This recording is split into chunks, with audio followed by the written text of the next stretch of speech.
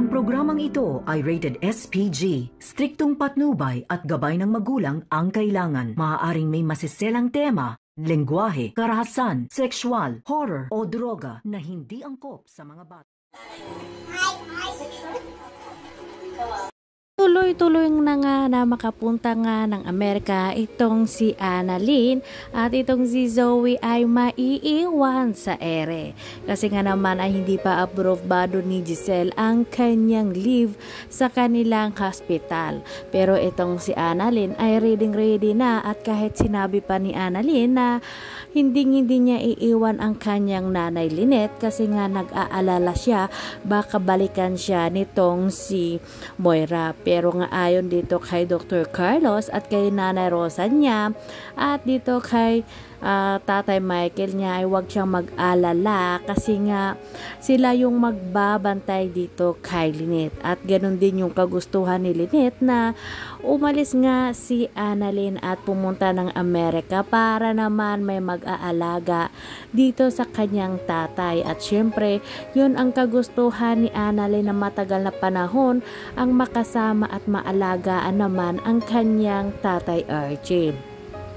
Kaya naman ang dahil nga sa mga sinasabi nitong si Lynette at nila Dr. Carlos ay napapayag na nga nila itong si Annalyn na pumunta ng Amerika. Samantala naman itong si Dr. Lindon ay naging maganda na ang pakikitungo nga nito kay Annalyn. Nakikipagbiruan na nga at yun nga ay sinama na nga siya sa pag-opera doon sa isang pasyente. Pero ang problema nga ay parang tinamaan na naman itong si pasyente dito kay Dr. Annalyn Santos at syempre parang silos na naman itong si Dr. Lindon. May pag-iibigan kaya na mangyayari sa pagitan nilang dalawa o may hahadlang kaya sa pag-iibigan nitong si Dr. Lindon Javier at nitong si Annalyn? Malalaman natin yan sa susunod na mga kabanata. Samantala naman itong si Moira ay ubod pa rin ng sama dahil nga hindi nga siya inamin na sa kanya yung bracelet kahit alam na ng kanyang kumare noon na siya yung may-ari ng bracelet na yun, pero ipinagsawalang bahala niya lang at yun nga todo dinay pa rin itong si Moira. Pero ganun pa man ay hindi niya maluloko itong si Dr. Enriquez sa mga sinasabi niya kasi nga syempre matalino itong si Dr. Enriquez at alam niya na yun ay pagmamay-ari ni Moira. Samantala naman itong si Zoe ay galit na galit at hindi na alam kung ano yung gagawin dito sa kanyang mami Moira. Sinabi na ni Zoe na sana ay tumigil na nga ang kanyang mami Moira. Layuan niya na si Annalyn, si Giselle, si Lynette at kung sino pa kasi nga hindi niya alam kung ano yung gagawin niya. Pero ganun pa man itong si Moira ay hindi pa pipigil. At sinabi niya pa na sisirain niya itong si Giselle dahil nga may ginagawa na siyang hakbang para ibinta sa kanya ang shares ng ibang mga investors dito sa Apex Medical Hospital para nang sa gano'n na ay mapatalsik niya nga itong si Giselle sa Apex Medical Hospital para naman sa ganon ay bumalik ang kapangyarihan niya dito sa Apex.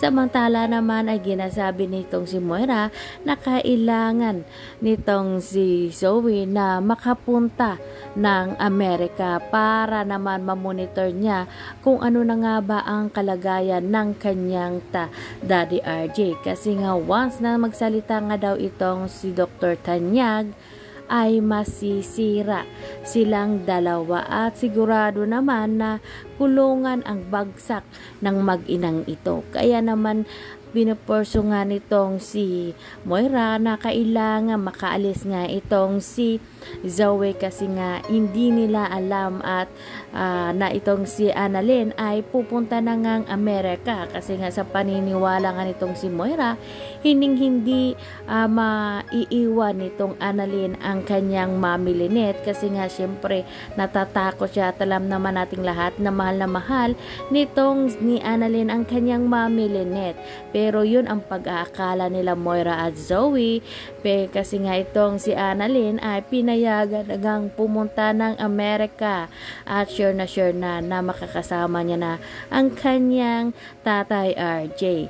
Ito namang si Zoe ay hindi pa alam kung makakatuloy nga ba sa pagpunta nga ng Amerika o hindi. Samantala naman itong si Dr. RJ Tanyag ay bumalik ang isip niya sa pagiging bata. Ito ngayon ang pinoproblema nga nitong si Don Pepe kasi nga hindi niya alam kung ano yung gagawin kasi nga itong si Dr. RJ ay hindi mo maisip o hindi mo makausap ng maayos. Kaya nga pinayuhan ng doktor si Don Pepe na kailangan ni Dr. RJ Tanyag ng pamilya na mag-aalaga sa kanya at para nang sa ganon ay bumalik agad yung alaala nitong si Dr. RJ. Kasi nga yung mga natatandaan niya lang yung pagiging bata, grade school pa lang daw itong si Dr. Tanyag at hindi niya nga maalala na meron na siyang anak at pamilya.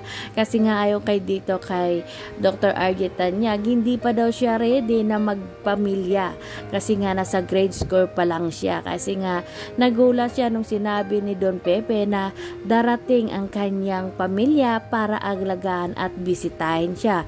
Pero yon nga ang kinagulat nitong si Don Pepe nung sinagot nga siya ni Dr. RJ na hindi pa daw siya ready o handa sa pagpapamilya kasi nga nasa grade school pa lang siya. Kaya dito yung sobrang nag-aalala nga itong si Don Pepe kaya tumawag agad ng doktor.